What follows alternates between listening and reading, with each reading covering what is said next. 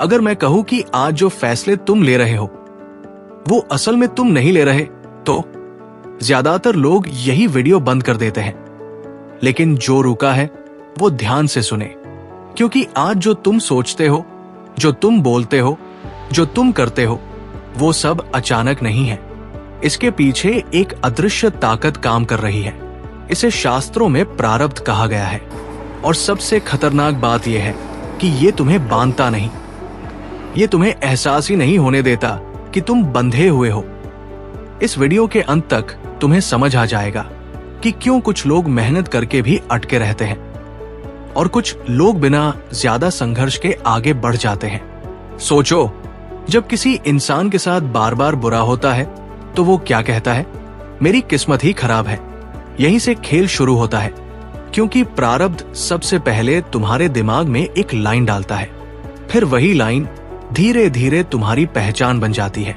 तुम रिस्क लेना बंद कर देते हो, भरोसा करना बंद कर देते हो और कोशिश करने से पहले ही हार मान लेते हो।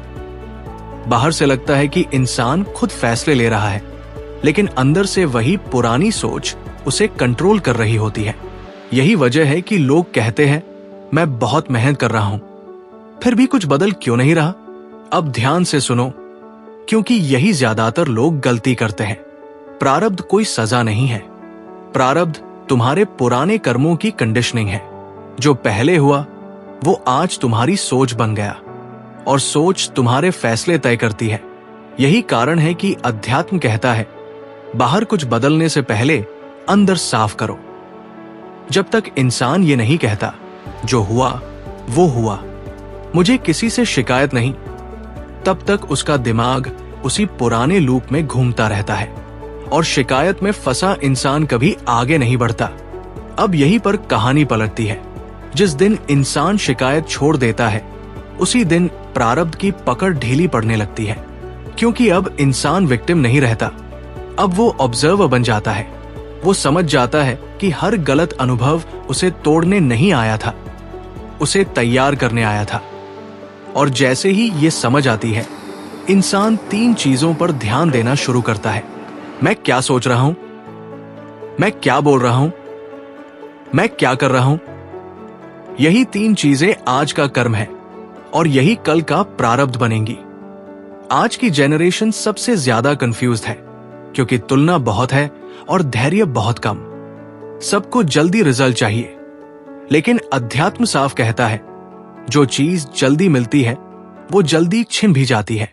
अगर आज रुकावट है तो वो संकेत है कि अंदर कुछ सीखना बाकी है।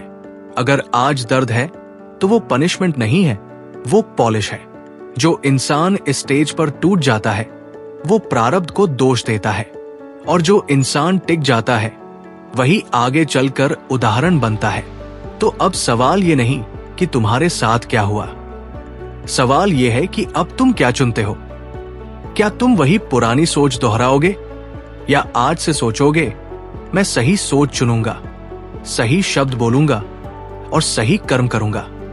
क्योंकि याद रखो, प्रारब्ध तुम्हें परिस्थितियां देता है, लेकिन उनसे क्या बनना है ये फैसला सिर्फ तुम्हारा होता है।